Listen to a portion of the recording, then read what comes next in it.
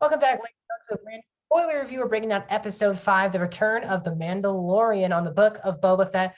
Welcome back to a brand new TV show spoiler review on Max Talk. We're talking episode 5 of the book of Boba Fett. If you're new to the channel, please subscribe, ring the bell. If you're new to the channel, do movie reviews, TV show reviews, including Boba Fett reviews every single Wednesday, Euphoria reviews every single Monday, and Peacemaker reviews currently going every Thursday. Those are the current reviews, so please tune in every single week for those reviews, movie rankings, and box office breakdown shows. If you're new to the channel, please subscribe, ring the bell.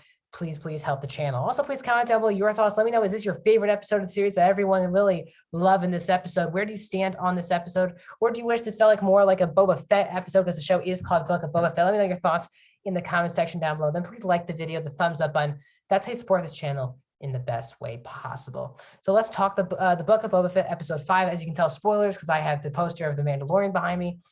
This really was a full-on, basically special episode of The Mandalorian, or people are saying this could be a Mandalorian season 3, episode 1, or it could just be a special episode in the season. But after last week, we ended the episode with Boba and Fennec talk about who they can get to, higher up and help them out, taking on the Pikes, and we heard the Ludwig Göransson's Mandalorian music play, assuming we knew Din Djarin would show up. But I don't think anyone thought that the entire episode would be all Din Djarin and the Mandalorian. This was by far the best episode of the series thus far. This is a show that I really haven't loved yet. This episode was loved. I loved every single part of this episode. So we start off with the episode and Din Djarin walks right through. He's going after a bounty, and he has some great dialogue where he's like, I see you.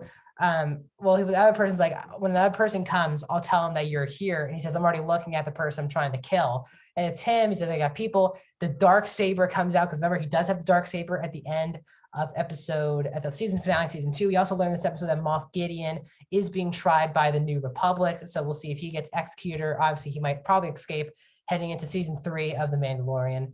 But Mando kills his bounty. He goes off and he goes back to his original Mandalorian people. The Vizsla character, who is voiced by Jon Favreau, and the person who really works all of the armor in. What a great character she is. And they have a whole banter about him rejoining the group again. He's been so distant doing all these guilds, and he's back full on in this culture. And we see him practice with the dark saber. And I thought they really did a great job for people who didn't watch Clone Wars and Rebels, really understand what the dark saber is. Like the fact that it's just not another lightsaber they can pick up, that anyone can pick up and do their thing. You have to work with the saber. And you saw him in his battle with the head of the clan, that you're distracted and the dark saber gets heavier and heavier because you're fighting against the dark saber. And I thought that was a really interesting point. We could also explain one of the bigger issues that people had with the second season of Mandalorian was that why could Bo-Katan have the dark saber at the end of Rebels and that be okay? And then for her not to just take it from Mando in season 2 Mandalorian, a lot of people said that really didn't make a lot of sense. That was cleared up this episode because the Mandalorians that Din was with this episode basically said that Bo was just not the true holder of the dark saber because it was given to her. And that caused her to not be loved by a lot of people because she was basically given the dark saber and the true person who would bring Mandalore back to triumph. And obviously that has not happened. So I really love that they dove back into the Rebels lore, explaining why Bo even got the dark saber and how the rest of the galaxy saw that as a negative for Bo, who we did not really see. Mando, we didn't hear what happened on that ship other than dropping off Moff at the New Republic. He also talks a lot about going back to see Grogu. He makes out of the steel thing that he got in episode 5 of Mandalorian season 2, the steel staff that he got from Ahsoka. The woman was like, the dark saber is a pretty good weapon just to have. You don't need both. He said, make it into armor. And he said, for who? And he said, make it for the foundling Grogu. So the armor was then used for armor for Grogu, who Mando wants to see, because the last line of dialogue is that I need to go see my little friend, which was a beautiful way to end the episode. So Mando's in this fight, and Paz Vizsla, voiced by Jon Favreau, he's a part of the whole Vizsla family, the ancestor who's part Jedi, part Mandalorian, who created the dark saber. He wants that saber back in his lineage. Totally fair. So he has his fight with Mando. Mando wins the fight after he loses the dark saber. in the fight, and the lady asked Paz, like, did you ever take off your helmet? No, this is the way. And Mando says, of course, because we know Mando did take off his helmet. And she says, you can't be part of this clan unless you, and he's like, I have to beg for forgiveness. What can I do? Is go to the mines of Mandalore, which he said is destroyed. But he said, that's the only way you can do it. So that whole plot line seems to be set up for season 3, or Mando will go to Mandalore. And try to become back in this clan. We also see the wreckage of what happened to Mandalore, the first time live action we have ever been to Mandalore. Obviously, we've been to Mandalore in both Clone Wars and Rebels, but the first time we finally got to see that in the series, and we saw the K2 droids kind of destroying the homes, all the bombs. Really vicious time for Mandalore since the Purge. So all of that was really good. So Mando then goes off-world after he's basically kicked out of the clan. And he goes back to Mos Eisley. We get back to Amy Sedaris' character from the first 2 seasons of The Mandalorian. We get to see a great cameo from BD-1, who was the droid for Cal Kestis in Star Wars Fallen Order, which came out a couple years ago. I played that game. I cheered when BD came on screen. So not just does she have a R5 and Gonk droids, but she also has BD-1, which I thought was great. So basically, Mando's like, you have a ship for me. You said you promised me that you have the new ship, and this then leads to a new ship, which is the ship from the prequels, a Naboo ship that you've seen in both Phantom Menace and Attack of the Clones.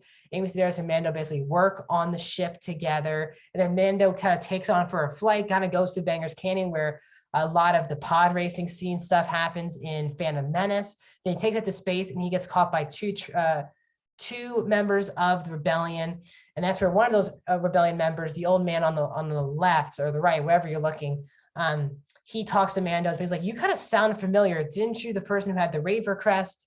And he's like, you have the wrong person. Before he's like, can I ask you questions? And Mando just kind of leaves. He knew he was going to get screwed by that. So Mando goes back. He seems like he's okay. And then Amy there's like, a friend of yours, she wants to know where you are, but I told her something else. And then Mando's like, who it is. And then Fennec says, Fennec Shan. And Fennec comes down. It's like, we need some muscle. Mando's like, what bounty? She's like, we need some muscle. He's like, Boba Fett. And, Fennec says it pays well, hands him the money. He's like, I'll do it on the house. Really, because what Boba helped him do at the end of season 2. Boba, easy to pay back for free.